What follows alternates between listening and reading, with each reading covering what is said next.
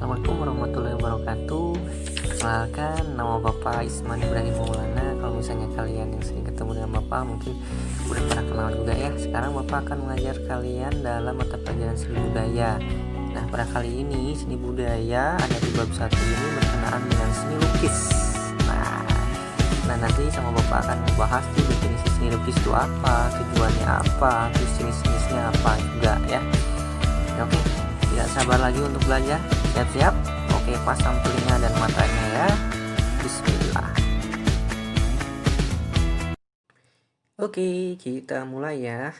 Yang pertama yang akan Bapak bahas adalah pengertian dari seni lukis. Seni lukis itu apa sih? Ada yang tahu nggak? Seni lukis yang mungkin kalian yang terbayang pertama adalah menggambar. Memang betul, melukis itu pengembangan dari menggambar. Nah, bedanya kalau lukis itu memiliki ciri khas tersendiri, bisa berupa tema, corak, gaya, teknik, bahan, dan lain sebagainya. Nah, itu pengertian secara sederhananya ya.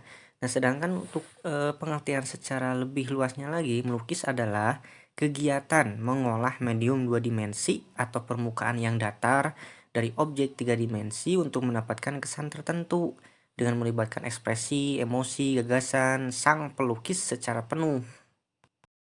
Singkatnya, seni lukis merupakan pengembangan dari menggambar yang mempunyai ciri khas tertentu dan si lukisannya itu harus berhasil menyampaikan apa yang dimaksud oleh sang pelukis. Nah, seperti itu ya. Selanjutnya, Bapak lanjut ke tujuan dari seni lukis itu buat apa sih? Nah, dari awal sampai detik ini, Bapak memperlihatkan beberapa lukisan yang unik dan berhubungan dengan kehidupan keagamaan atau religius. Pertama, Bapak menampilkan lukisan Isa ibnu Maryam atau Nabi Isa, atau yang sering orang Nasrani bilang Yesus Kristus. Nah, itu adalah salah satu contoh dari tujuan melukis dalam tujuan religius atau keagamaan. Kalau di kita sering kita lihat kalimat-kalimat kaligrafi, Asmaul Husna yang dilukis di masjid atau tempat-tempat peribadatan. Wah, menarik ya. Ada tujuannya juga ternyata melukis. Dan selanjutnya nih ada lukisan yang cukup unik. Nah, kalau ini tujuannya itu untuk mengkritik sosial. Ya, seperti kita lihat nih. Si pelukis mempunyai pesan mengkritik proses peradilan yang ada di Indonesia ini lewat ya lukisan ini. Kalian bisa lihat kan bagaimana riuhnya suatu peradilan yang digambarkan dalam lukisan tersebut. Lihat, ada salah satu hakim yang sedang ngapain tuh. Wah, memalukan sekali ya. Nah, ini tujuan selanjutnya nih. Si pelukis menggambarkan ekspresi dirinya sendiri. Nah, tujuannya adalah untuk mengekspresikan dong perasaan dari pelukis itu tersendiri. Lihat, coba kalian rasakan. Coba kalian dalami dan lihat apa yang maksud dari perasaan sang pelukis ini. Aneh juga ya. Nah, apalagi yang ini. Coba kalian perhatikan ekspresinya seperti apa. Kaget, ruwet, apalagi itu. Mungkin shock ya, jantungan bisa jadi. Nah, ekspresi yang tergambar dari lukisan yang ini. Tujuannya adalah untuk mengekspresikan. Ekspresikan pelukisnya ya, ini bagus sekali nih.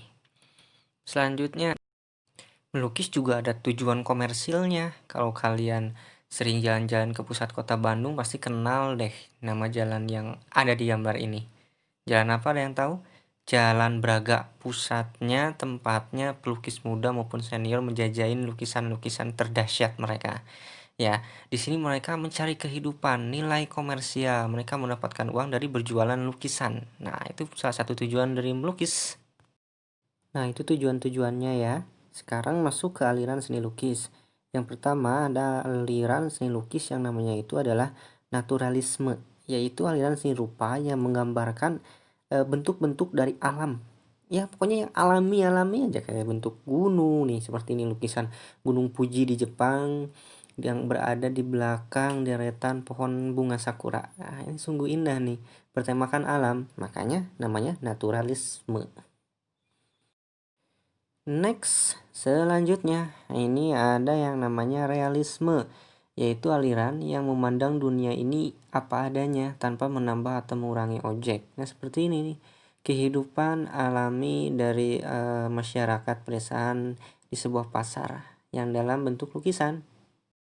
Nah, selanjutnya ada yang namanya aliran seni lukis romantik. Nah, kalau yang romantik ini lebih bersifat imajiner atau membayangkan.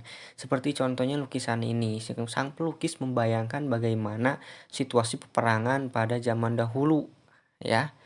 Ini bisa terlihat ada lukisan Pangeran Diponegoro pada perang Padri melawan VOC. Nah, si pelukis membayangkan bagaimana peperangan tersebut bisa terjadi. Ya, seperti inilah. Next, ada yang namanya ekspresionisme. Nah, di sini lebih ke arah penekanannya itu keadaan jiwa sang pelukis yang spontan dilukiskan dalam sebuah kanvas. Nah, seperti ini contohnya. Aneh juga ya lukisannya. Lumayan lama sih biar kita ngerti apa maksud dari pelukis. Selanjutnya ada impresionisme. Nah, kalau aliran ini lebih ke menekankan pada kesan pertama pada suatu objek. Semisal ini nih, gambar ini nih. Menurut kamu kesan apa yang kamu rasakan? Lukisan waktu senja ini membuat kita flashback ke belakang ya.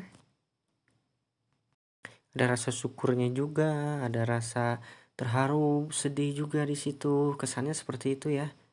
Bagus ya. Selanjutnya lagi ada yang namanya surrealisme. Nah, aliran ini lebih ke bentuk dan warna yang seperti di alam mimpi. Seperti ini nih. Kalau kalian pernah lihat atau nonton film kayak Alice in the Wonderland, jadi ya seperti lebih terbawa ke dalam suasana yang kadang-kadang tidak masuk di akal juga sih ya. Seperti gambar ini nih, lukisan ini. Ini adalah hasil dari mimpi dari pelukisnya tersendiri. Jadi kita harus berpikir lebih keras untuk menghayati makna dari lukisan tersebut ya. Dan yang terakhir kita ada yang namanya non-representatif. Nah, kalau yang ini si lukisannya itu nggak ada hubungannya sama yang namanya objek nyata ya. Jadi ya suka-sukanya pelukisnya aja nih mau gambarnya apa.